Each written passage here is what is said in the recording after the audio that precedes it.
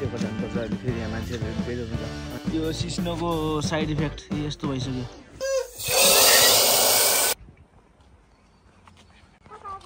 hello साथीहरु welcome back to my new video अहिले 7:35 भछ है अहिले साँझको अब भाउजू र हामी एउटा यतिकै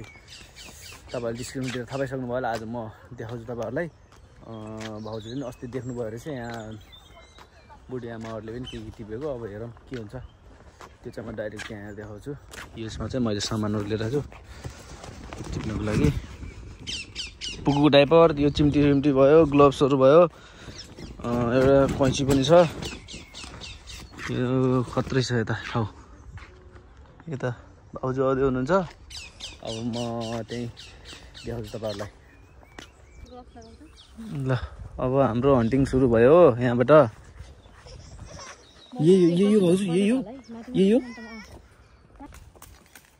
नेपालमा नखाएको अब युकेमा बसेर खाइने भयो यसलाई के छ के अरे यो सिस्नो मन्टा यस्तो हो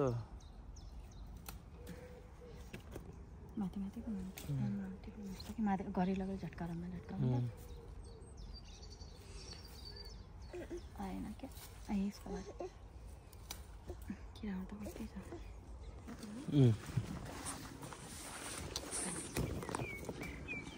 ल साथीहरु यही हो लोकल सिस्नो युके को यदि हजुरहरुले खाने मन छ भने सम्पर्क गर्नु होला हामीलाई के छ यो हामीले नथपाएर मात्र हेर्नु पर्छ साथीहरु हामीले यति टिपिसक्यौं कैंची देऊ त मलाई कैंची खै साथीहरु यति टिपिसके मैले यो सिस्नोको साइड इफेक्ट यस्तो भइसक्यो काँडा आइसक्यो यो खुट्टामा बिजेर अब के कति हुन्छ अब यति टिपेछ यति भइसक्यो अब के भन्छ अरे अझै यतिकै टिपेर सिधै घर जानुपर्छ अहिले फेरि यहाँ मान्छेहरू बेरोजगार हुन्छ मान्छे लुकेर झ्यापझ्याप टिप्दो रहेछ कि यहाँ पहिलेदेखि टिपेको जस्तो देखिर मान्छे टुप्पो चाहिँ टिपेको जस्तो देखेर अब म यहाँ झ्यापझ्याप टिप्छु त्यसपछि मैले आज पकाएको पनि देखाउँछु आज यस्तै त होला यो पकाएको पनि रेसिपी आज साथीहरूले त हाल्नुहुन्छ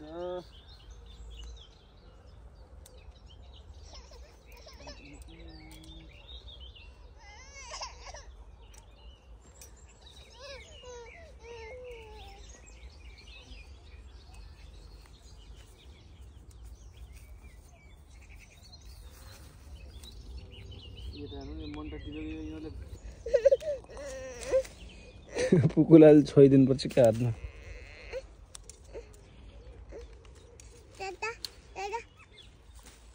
यता त भ्याइ है यति जाम भयो यो थाकेछ घर गएर मलाई बनाउनु दिन्छ कि नि म बनाउँला त नत्र अहिले मजाले कुकरमा सुप लगाउने हैन रेसिपी पनि हाल्नुपर्छ अहिले पकाएको तिम्रो र हरियो रातो खुर्सानी मजाले पिस्ने पछि बनाएर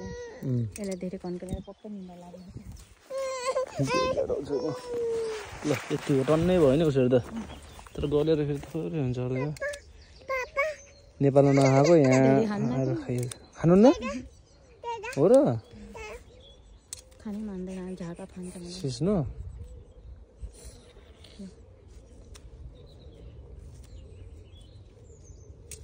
पुरा भाङ खाए जस्तो यहाँको फेरि मसला आएर ल टन्नै भयो है आज कति पनि रहेछ यो पुरै सिस्नो घारी जस्तो रहेछ त यो खान्छन् कि होइन यिनीहरूले टिपेर खाइसक्यो होला तर यता त्यसरी नखानु पर्ने यिनीहरूले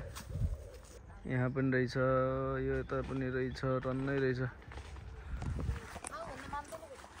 नेपालमा भएको पुरै तोडताड गरेर मान्छेले खाएर खत्तम गर्थ्यो होला ऐसिलो पनि होइन ऐसिलो पनि खुब खाइयो पोखरा हुँदाखेरि हाम्रो उता चाहिँ पहेँलोवाला हुन्थ्यो यता रातो पनि हुन्छ है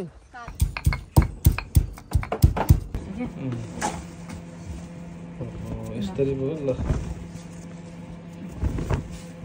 हेर्दा त भाङको पत्ता यसो देखिन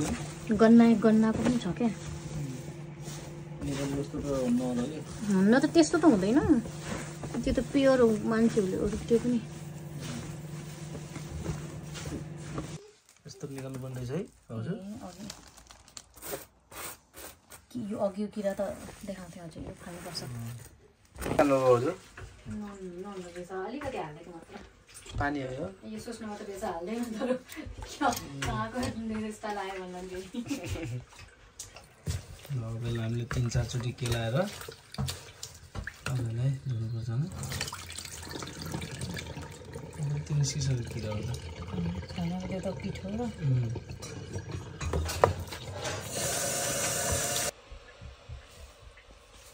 पानीमा यस्तोको हो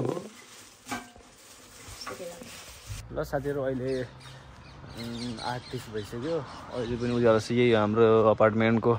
पार्किङहरू टक्क ठुलो छ एकदम ठुलो ठाउँ छ म अहिले भर्खर फोहोर फाल्न आएको थिएँ फोहोर फालेर अब भित्र जान्छु भाउजूले नि सिस्नु पकाउँदै हुनुहुन्छ मैले अलिअलि देखाइरहेको छु के कस्तो हुन्छ मलाई त थाहा थिएन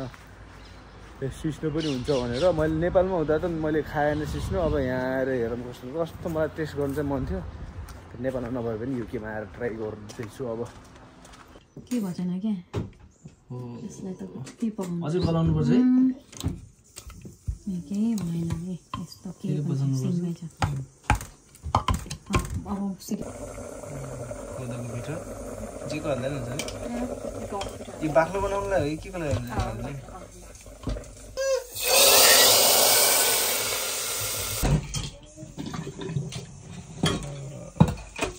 ल है रेडी भइसक्यो साथीहरू दाल भात छिटो लास्ट त्यस्तै भयो ल साथीहरू कति 9:30 भइसक्यो अब बाई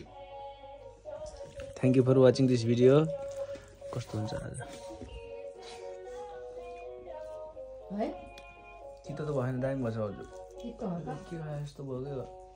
बेथेको छ के भन्छ नि त्यस्तो हुँदो रहेछ मिठो भयो